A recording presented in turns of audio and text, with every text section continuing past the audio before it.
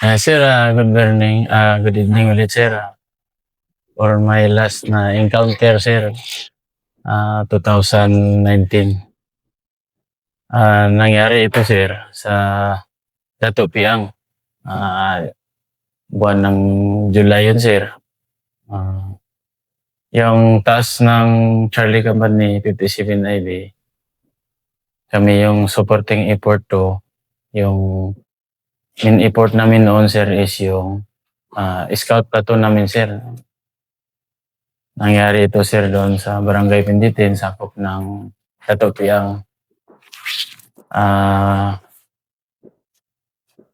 July 20 yun, sir, 2019.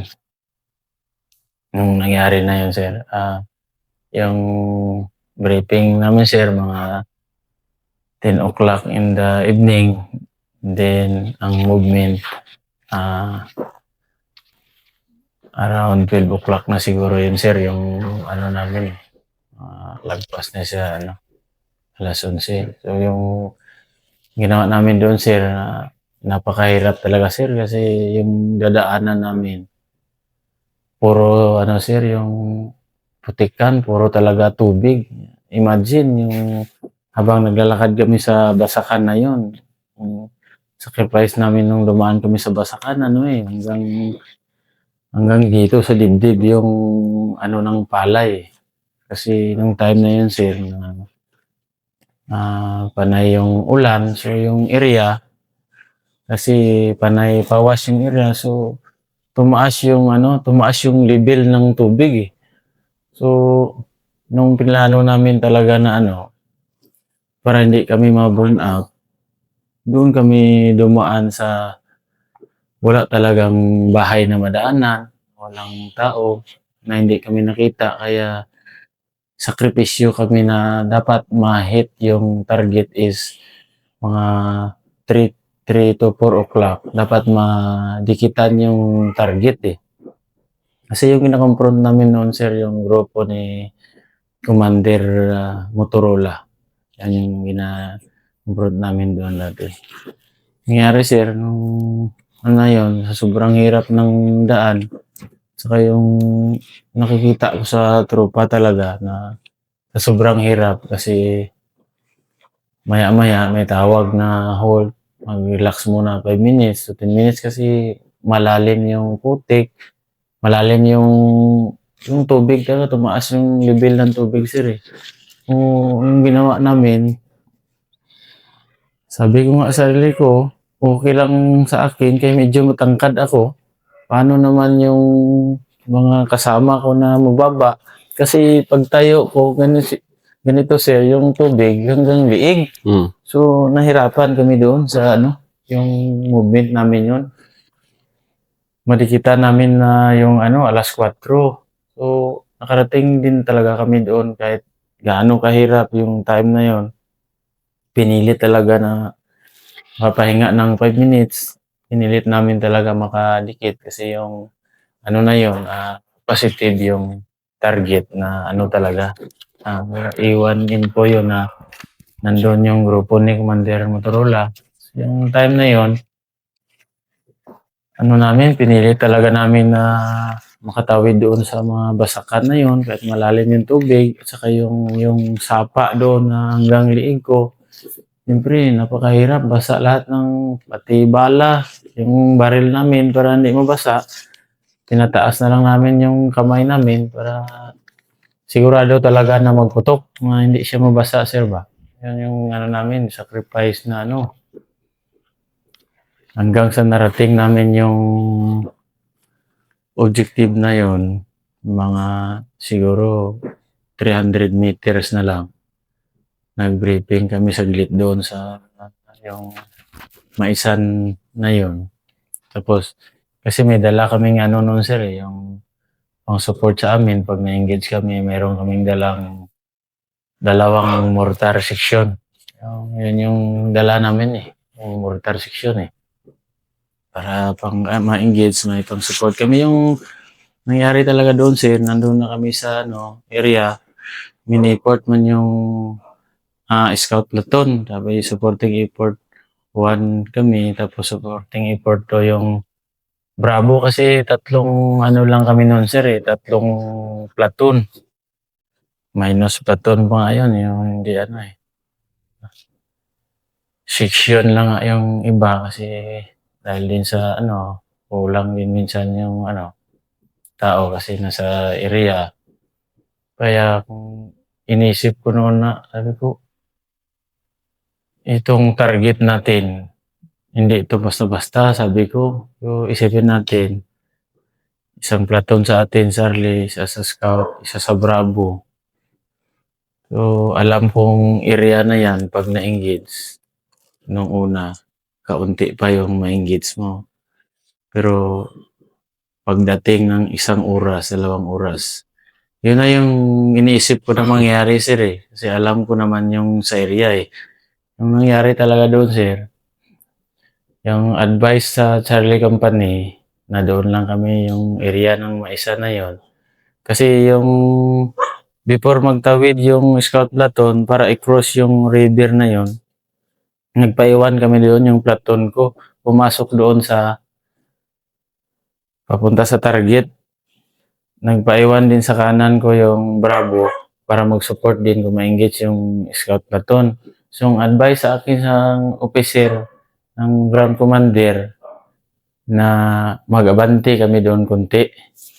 Kasi pag na-engage yung scout platoon namin, para maka-back up kami.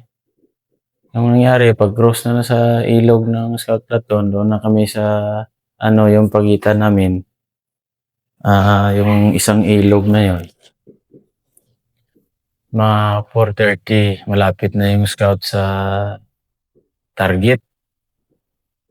Malapit na, tapos tawag na positive na i-engage nila yung grupo ng Commander Motorola.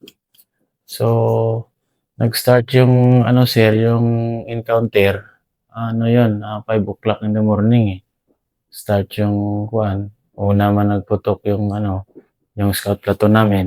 Kasi sila man yung report, sila yung main doon na magtusok talaga sa yung target na yon. So, 5 o'clock in the morning, start yung putukan. Pagputok, mga 5 o'clock, volume fire, narinig ko, sabi ko, yan, na-engage na yung ano, tropa natin. Inausap ko yung platoon sergeant ko na, sir, bakit dito tayo, sir? Hindi man tayo siguro makatulong dito sa ano, sir, medyo malayo pa kasi kami, sir, Dapat ang gusto ko sana mangyari, makadikit talaga sa scout platoon.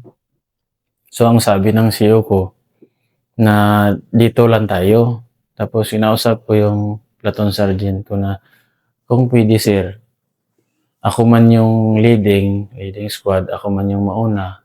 Siguro, sir, kunin ko yung nakikita ko na advantage position din na para matulungan yung scout platoon. Nagkaroon pa kami ng kaunting discuss doon sa platoon sergeant ko at saka yung sa CO ko kasi gusto nila doon lang sa ano, doon sa malapit sa mortar namin. So, inisip ko talaga sir na sa sarili ko sir na bakit dito tayo? Sabi ko. Na wala man tayong cover. Sabi ko, imagine, puro maisan Paano natin ano yung ano natin dito pag na-engage na yung tayo or ang tropa. Sabi ni platoon sergeant,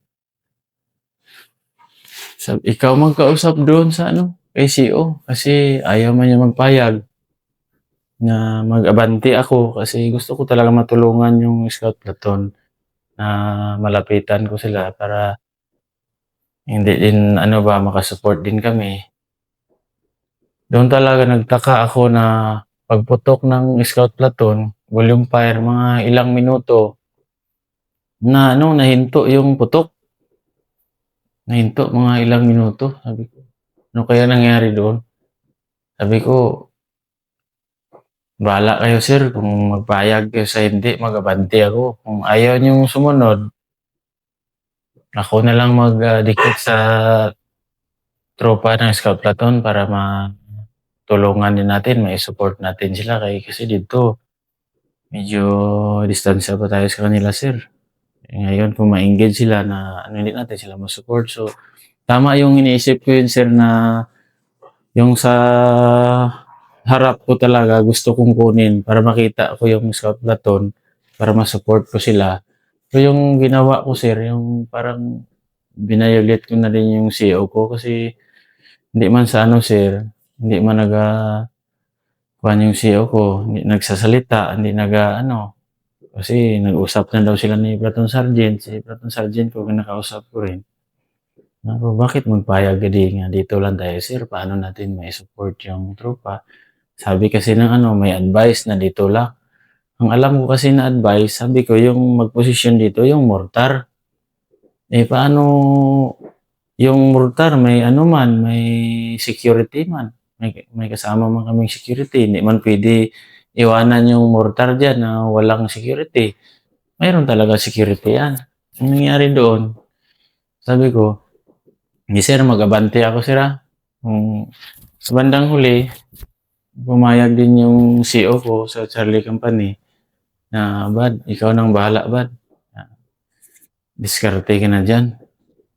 Kaya pinilit kong mag-abante para ma-support ko yung ano, yung scout platoon kasi inisip ko positive talaga sir eh. Positive eh. Sabi ko, paano natin ma-support kasi medyo malayo tayo. Yung ginawa ko sir, tamang-tama lang talaga yung time na yun nag-abante ako, yung squad ko. Pagdating ko doon sa yung tinatarget ko na kahoy, may dalawang kahoy, at saka isang puno ng niyog. Kasi kung ma-engage man tayo, may cover din. Pero dito, sabi ko, wala man tayong cover dito. Puro man ito maisan, sabi ko. Buti pumayag yung CEO. Pag abante ko, maano ko kasi yung dilim sa kaliwanag, parang nag-ano na, sabi ko, parang may tao dyan sa ano ah. Sabi ko, baka ma-engage talaga to ah. Hindi ako nagkamali. Yung sabi ko na ma-engage, pumutok 5 o'clock in the morning, pumutok talaga. Sabi ko, ayan na. Putok ng putok yung ano, nahinto. Nagtaka ako nahinto yung putok.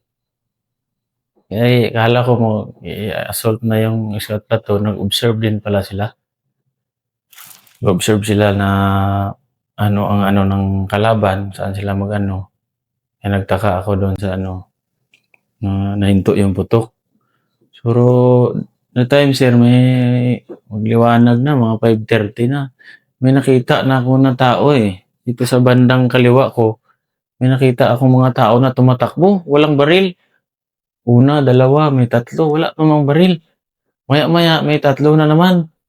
Tapos kinuha ko yung ano, yung bino, tiningnan may baril na. Yun na pala yung reinforce ng kalaban doon sa sa kalaban namin na inggit ng scout platoon. Buti nga yung area na yun, nakuha ko yun. Kasi yung plano pala ng kalaban, sir, yung posisyon ko na yun, yung kundi ko nakuha yung kahoy na yun, doon pala papunta yung kalaban. Kasi alam na nila yung scout platoon nakapasok na. Napasok na sa loob. Parang yung plano nila, sir, yung ganito, sapa ito, target ng scout platoon yan. Ito, target ng scout platoon. Dito na yung scout platoon, ito yung sapa. Ako dito, pa lumapit ako. Gumanyan ako. Kinuha ko yung ito na area. Pero yung pagitan namin sa scout platoon is yung sapa lang. Yung isang ilog na yan. Sabi ko, ito kunin natin to. Para makasupport tayo sa ano. Nung nagputukan na ulit, tuloy-tuloy na, maliwanag na. 6 o'clock in the morning na. Doon ko nakikita na. Sabi ko, bakit maraming tao? Dumadami. May marinig mo yung may pambot, may mga motor na nagadating. Kasi nainggis nung una ng scout platoon, estimated sa kalaban doon is nasa 10 lang eh. Nung una, pag ano, pero pagdating ng 6 o'clock in the morning, estimate na, mga nasa 50 na sila. Sabi ko, grabe kabilis yung reinforcement ng kalaban. So yung ginawa ko sa Charlie Company bilang isang squad leader sir, nakita ko rin yung reaksyon ng tropa ko. Parang sabi ko, wala mang ano, walang nagakuman. Sabi ko, tinitingnan ko yung ano ko, dalawang senior ko, wala din. Nag-initiative na lang ako sir talaga na i-command yung ibang squad, kasi 3 squad kami, dala ko yung squad ko, kami na yung nauna. Yung ginawa ko na lang kasi hinihintay ko rin kasi may mga senior pa ako nakasama, may CO pa ako, eh. Ang hinihintay ko lang doon yung command nila kung anong gagawin. So, mga ilang minuto na sir, umabot na sa kalahating oras. Sabi ko, wala mo nag-command. Yung naisip ko sir, gusto ko talaga i-command yung ano, yung mga tao, sabi ko. Kasi nasa ano naman natin sa bilang isang sundalo, 'pag ang CO, platoon leader o platoon sergeant, kaya naisip ko yun, sabi ko, gagawin ko na ito, ako ang mag-command. Kaya gi-command ko yung ibang squad ko sa kabila na ipa-plaster sila, ipa-skirmish dito sa left side ko. Kasi hindi man ako maka-skirmish sa right kasi sapa naman. Yung ginawa ko doon, nagpa-skirmish ako doon sa kaliwa. Doon pala yung kalaban pupunta dito sa left side ko. Yung reinforcement ng kalaban, doon pala papunta sa amin. So, na-engage na kami doon. Pinuputokan na namin kasi papunta na sa amin. May mga baril na eh. Ginabaril na kami. So, doon na yung ano, simula 5 o'clock in the morning yung putukan. Hanggang umabot ng alas 7, alas 8, sir. Sabi ko, dumadami naman to. Sabi ko, dami na. Ang dami na talaga yung ano. Kanina, ilan pa lang yun ngayon. Tapos lumalapit naman doon sa harap ko. Nagasigaw na sila ng Allahu Akbar, Takbir. Kaya na-engage ko na rin yung ano. Ang malaking tulong din talaga doon sa squad na dala ko, sir. Kasi ano eh, may RPG ako na dala sa squad ko. Mayroon din akong 2 sniper. Yan yung malaking bagay din talaga na nakita ko na ano.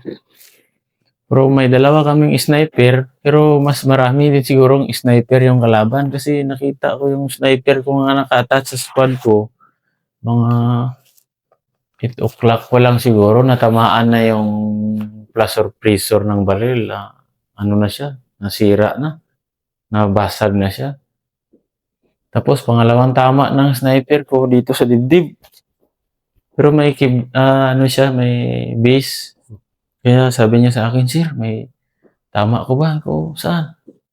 2-0 pero hindi ako tinabla sir kay natama pala yun sa yung base. Malaking bagay talaga yung base kasi dumaplis yung bala.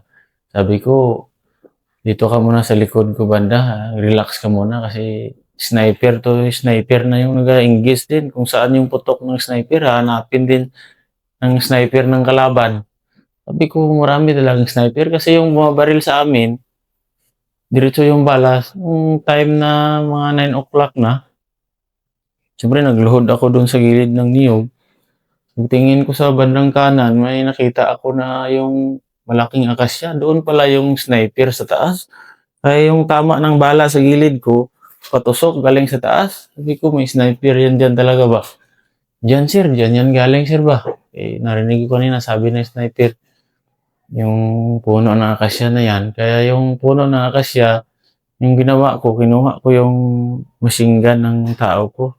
Yung fire team Bravo ko. Kinuha ko yung 60. Binigay ko sa kanya yung 2-3 ko.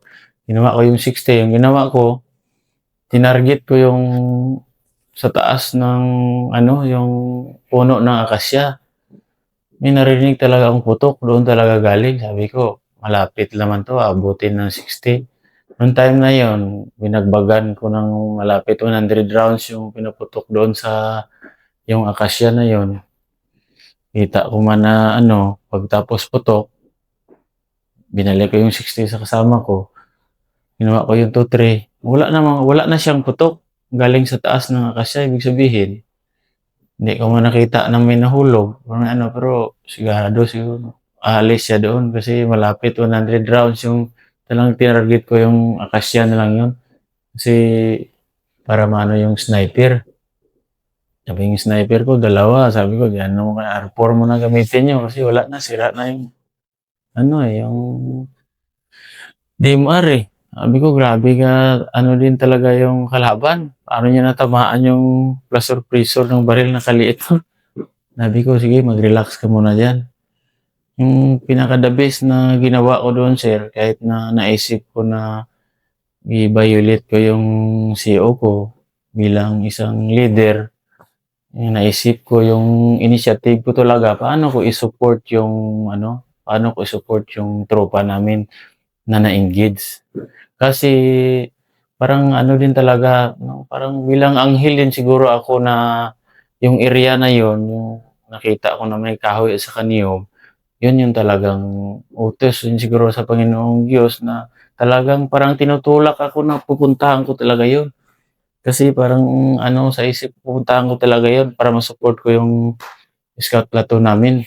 Kaya pinuntahan ko talaga yun kahit ayaw pa ng platoon sergeant ko tsaka CO no'n, ayaw pa nila. Pero sa bandang huli, nandoon ako, pumayag din sila na magdikit din do'n sa'kin. Kasi doon ko napansin, sir, nung time na yun na sabi ko, yung area na ito, 'pag hindi ko kinuha ito, paano kaya mangyari sa scout platoon?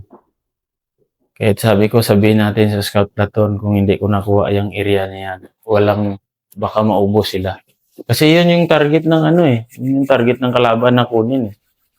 Kasi in-engage ko yun yung lahat ng kalaban na pupunta doon sa kanila, pupunta doon sa amin. Doon sana sila dadaan. So na-surprise yung kalaban kasi hindi nila alam na may mga tropa pala doon na naka-skirmish kasi yung mapansin nila sa right side ko, putukan na dyan. Ilang minuto, oras na. Sabi ko, dumadami na eh. Sabi ko, yung may tumatakbo na walang baril. Pero na-surprise talaga yung kalaban doon kasi nung time nagputukan yung scout platoon, in-hold ko talaga yung tropa na walang magpaputok. Hintayin mo na mag-signal ako na magpaputok. Kasi nakikita ko na yung kalaban, gusto ko sana palapitin. Kaya sabi ko, pag time na magputok ako, pwede niyo na putukan. Kasi may sa harap ko kasi, doon sa may saging, mayroong tao na papunta talaga sa akin. Tatlo kami nakakita. Siyempre, yung kasama ko nagadapa. Sige, nag-load akong ganyan. Tiningnan ko, kalaban talaga, may baril. Nagaganyan-ganyan din siya doon sa may saging. Pero approach din siya doon sa akin, sa harap ko talaga. Pero hindi niya ako makita eh. May mga mais, yung mga damo-damo, yung talagang ano na yung tao, tumayo na talaga na naglalakad papunta sa akin. Yung una na firstborn namin, yan na sabayan namin tatlo, yun una talaga natamaan yun. Kaya doon na kami nag-umpisa ng putok ni Charlie. Maya-maya, mga ilang minuto lang, dito sa left side ko, dito pala yung target ng kalaban na kunin kasi yung scout platoon nakapasok na sa loob. Pero pag nakuha nila yung kinuha kong area, ibig sabihin, engage yung scout platoon dito. Kung wala ako dito, wala, hindi makalabas yung scout kasi sa kabila pa niyan, parang naka-letter C yung kalaban, sir ba? Nakaganyan, no? Tapos yung scout platoon sa gitna. So yung area na yun, dito pa ako noon. So pinilit ko talagang mag-abante para makita ko yung ano. Pero yung pagitan namin, yung sapa na yun, isang sapa na yun. Na nagtalo kami doon ni siyo ko noon, tsaka ano, pero ano man yun, kunting ano lang. Pero ako talaga gusto ko lapitan. Kaya sabi ko, nagbilang anghel din ako sa ano, sa ginawa ko. Kasi ano eh, nakita ko na ano, tapos walang nagkukuman. Sabi ko, as a squad leader, kailangan ko itong ikuman kasi nakikita ko walang nagakuman. Mga senior, hindi ko nabanggitin yung officer ko noon. Kung anong pangalan niya, apelyido, basta yung talagang totoo, nakita ko na. Kaya ginawa ko na yung base ko, sir, nung time na yun. Kinukuman ko na lahat ng platoon na yun para matulungan namin yung scout platoon nga kasi yun first time ng 57 IB history na napakaraming wounded noon, sir, eh. Kasi napakarami talagang kalaban. Imagine, 3 platoon lang kami, ang ayon sa info sa intel report natin, umabot ng nasa 600 yung kalaban eh. Papalo pa daw ng 700 pagpatak ng 9 o'clock in the morning. Gano'n na sila kadami, mga 500 to 600 na. Sabi ko, kaya nagdesisyon din ako sarili ko kasi yung officer ko, wala naman siya wala na ano, yung sabi ko, kailangan siguro minimize tayo ng putok kasi hindi natin alam na hanggang anong oras tayo dito, hanggang ilang araw tayo matapos. Kaya sabi ko sa mga tao ko, isang leader, sabi ko, yung putok, 'wag magputok ng yung alanganin na hindi sureball na matamaan kasi hindi natin alam kung ilang oras tayo dito, kung ilang araw. Ang pinakaimportante dito, hindi tayo maubusan ng bala. Kaya kung sabi ko, mga 9 o'clock na, yung putok namin, lang, 'pag makita talaga na sureball, putukan. Paisa-isa lang kasi sabi ko, hindi natin alam, baka maubusan tayo ng bala. Kaya sinu-supervise ko lahat ng squad doon, kahit na hindi squad ko, nilapitan ko yun. Kinukumusta ko marami pa kayong bala, ilan yung bala nyo. Dapat huwag kayong magpaputok na hindi siya sure ball kasi hindi natin alam eh. Ayun yung naisip ko talaga na ginawa ko na base na nag-command ako, nag-initiative ako, paano tulungan yung scout. Kasi that time sir, nung narinig ko na sa radyo na ipa-withdraw na yung mga 10 o'clock na siguro yon. Kasi marami ng wounded eh. Tapos kinukontak ko yung radio man ng scout platoon, hindi ko na makontak. Yung pala yung radyo nila, natamaan na pala yung radyo man, na nahulog na sa putikan na naputol na yung paa ng radyo man, hindi na siya marami ng wounded. Yung plano ko rin sana talaga doon sir, pag-withdraw ng yung scout platoon, doon ko sila palapitin sa akin. Kasi safe na sila doon. Kasi yung kalaban doon sa left side ko at saka sa harap ko, hindi na sila makalapit kasi may RPG man kami, may 60 kami, alanganin sila talagang assault doon. Nag-try man yung kalaban na gi-assault kami, pero hindi nila nakaya kasi naka-posisyon na rin talaga kami. So, ang lang doon, talaga. Kung isipin mo, makita mo yung kalaban, nasa harap mo, lalapit, 40 meters lang eh. Makita mo talaga yung kalaban, pag sigaw, Allahu Akbar. So, yung cover namin doon, sir, yung lang, 3 kahoy lang. Pangatlo yung niyog. Tapos ang style ko doon, palit-palitan na lang. Kung siyempre, mainit. Grabe yung Kung gusto ko talaga, yung naka-skirmish, hindi talaga iwanan. Pwede palit-palitan lang. Doon sa malilim, yung iba, doon naman sa init. Para maano din talaga yung kalaban. Yung pinaka the best na